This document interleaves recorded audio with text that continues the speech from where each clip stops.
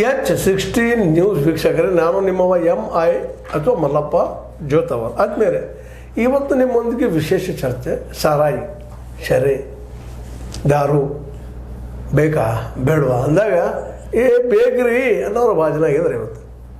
ಯಾಕಂತಂದ್ರೆ ಅದರ ನಶ, ಅದರ ಆವರಣ, ಅದರ ಶಕ್ತಿ ಆ ರೀತಿ ಅದ. ಒಮ್ಮೆ ಬೆನ್ನು ಹತ್ತಿರ ಅದು ಬಿಡೋದೇ ಇಲ್ಲ, ತೊಗೊಂಡು ಹೋಗ್ತದೆ ಜೋಡಿ ಅಂಥೇಳಿ ಭಾಳ ಜನರ ಅಭಿಪ್ರಾಯ, ಭಾಳ ಜನರ ನಂಬಿಕೆ ಅಷ್ಟೇ ಅಲ್ಲ, ಸತ್ಯನೋ ಹೌದೇನೋ. ಯಾಕಂದ್ರೆ ನಮ್ಮ ಡ್ರಗ್ ಅಡಿಕ್ಟ್ ಅಂತೀವಿ ನಾವು. ಅದಕ್ಕೆ ಒಳಗಾದಪ್ಪ ಅಂತಂದ್ರೆ ಮುಗಿದಂಗೆ ಅದ್ರಾಗೈತಿ ಅಂತ. ಇದ್ರ ಜೊತೆ ನಶೆ ಇರೋದು ಇನ್ನೊಂದಪ್ಪ ತಂಬಾಕು ಮತ್ತು ಸಾರಾಯಿ ಸ್ವತಃ ಅವನ ಶರೀರ ಹಾಳು ಮಾಡೋ ಜೊತೆಗೆ ಮನಿತನವನ್ನು ಹಾಳು ಮಾಡ್ತದೆ. ತಂಬಾಕು ಅವನ ಶರೀರ ಹಾಳು ಮಾಡ್ತದೆ. ಇವೆರಡೂ ಸಮಾಜದ ಪ್ರಿಲಿಮಿನರಿ ಏನು ಘಟಕಗಳದಾವ, ಕುಟುಂಬ ಮತ್ತು ವ್ಯಕ್ತಿ ಹಾಳು ಮಾಡುವ ಶಕ್ತಿಗಳಿವೆಲ್ಲ. ಅದು ನಮ್ಮ ಜನಕ್ಕೆ ಯಾಕೋ ಏನೋ ಅದ್ರ ಮೇಲೆ ಭಾಳ ಪ್ರೀತಿ. ಯಾಕಂತಂದ್ರೆ ಅದು ಹಾಗೇ ಇರ್ತದೆ ರೀ. ಕೆಟ್ಟದ್ದ ಅಷ್ಟು ರೂಪಾಯಿ ಬಿಡೋದಿಲ್ಲ, ಅದು ಬಿಡುಗೊಡೋದಿಲ್ಲ. ಅದು ನಾವು ಮಾನಸಿಕ ದಾಸರಾಗಿರ್ತೀವಿ. ಅದೇನೂ ಇರಲಿ. ಇದಕ್ಕಾಗಿ ಗಾಂಧೀಜಿಯವರು ಮೇಲಿಂದ ಹೇಳ್ತಾಯಿದ್ರು, ನಮ್ಮ ದೇಶದಲ್ಲಿ ಮೊದಲು ಸಾರಾಯಿ ನಿಷೇಧ ಮಾಡಿರಿ ಅಂತ. ಅದಕ್ಕೆ ಹಾಳಾಗವ್ರು ಯಾರಪ್ಪ ಅಂದ್ರೆ ಕೆಳಜಾತಿಯ ಜನ. ಯಾಕೆಂತಂದ್ರೆ ಅವ್ರಿಗೆ ಖುಷಿ ಪಡೋದು ಮತ್ತೊಂದು ಇಲ್ಲದಕ್ಕಾಗಿ ಸ್ವಸ್ಥದಲ್ಲಿ ಸಿಗುತ್ತಿರೋ ದಾರುವನ್ನು ಕೊಡೋದ, ಗೊಳಬ ಕೊಡೋದ ಹೋದವರು ಭಾಳ ಮಂದಿ.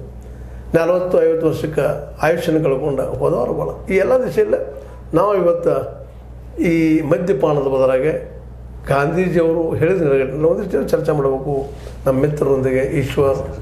ನಮ್ಮ ಈಶ್ವರಚಂದ್ರ ಬೆಟಗೇರಿ ಅವ್ರ ಜೊತೆಗೆ. ಅವರು ಸಹ ಒಂದಿಷ್ಟು ಈ ಮಾನವರ ಬಗ್ಗೆ ಅಥವಾ ದೆವ್ವ ಮಾನವರ ಬಗ್ಗೆ ಒಂದಿಷ್ಟು ಅಭ್ಯಾಸ ಮಾಡಿದಂಥವ್ರು ಇದ್ದಾರೆ. ವಿಶೇಷ ಅವ್ರಿಗೆ ಇದ್ರ ಬಗ್ಗೆ ಒಂದು ಪ್ರಶ್ನೆ ಅವ್ರಿಗೆ ಏನಪ್ಪ, ಸಿಂಪಲ್ಲ, ಸರಿ ಬೇಕಾ ಬೇಡವಾ? ಸರ್, ತಮ್ಮ ಪ್ರಶ್ನೆ ಭಾಳ ಮಹತ್ವದ ರೀ. ಯಾಕೆ ಭಾರತ ರೀ ಕೃಷಿ ಪ್ರಧಾನವಾದ ಪ್ರದೇಶ. ರೈತರೇ ನಮ್ಮ ರಾಷ್ಟ್ರದ ಬೆನ್ನೆಲುಬು ಸರ್.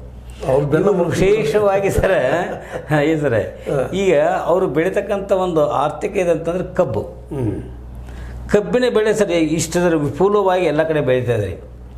ಈ ಕಬ್ಬು ಅದು ನುರಿಸಿದ ನಂತರ ಸರ್ ಏನು ಬರ್ತದಲ್ಲ ಸರ್, ಅದು ಮಳ್ಳಿ ಅಂತೇಳಿ ಆ ಸರ್ಕಾರಿ ಅಂತ ನುರಿಸಿದಂಥ ಈ ಉಪಯೋಗರಹಿತ ಮಳ್ಳಿ ಒಳಗೆ ರೀ ಈಗ ತಮಗೆ ಗೊತ್ತಿದ್ದಂಥ ಈ ಸ್ಪಿರಿಟ್ ರೀ ಜೊತೆಗೆ ಇದು ಮದ್ಯವನ್ನು ತಯಾರು ಮಾಡ್ತಾ ಇದ್ದಾರೆ ಸರ್. ಹಿಂಗಾಗಿ ಮದ್ಯವನ್ನು ಏನು ಸರ, ಅದನ್ನು ಸರ್ಕಾರ ಏನಂತಂದ್ರೆ ಒಂದು ರೂಪದಿಂದ ಆದಾಯ ಬರಲಿ ಅನ್ನುವಂಥ ದೃಷ್ಟಿ ಅಂದರೆ ಅದನ್ನು ಏನು ಮಾಡ್ತಂದ್ರೆ ಒಂದು ಫಿಲ್ಟರ್ ಮಾಡಿ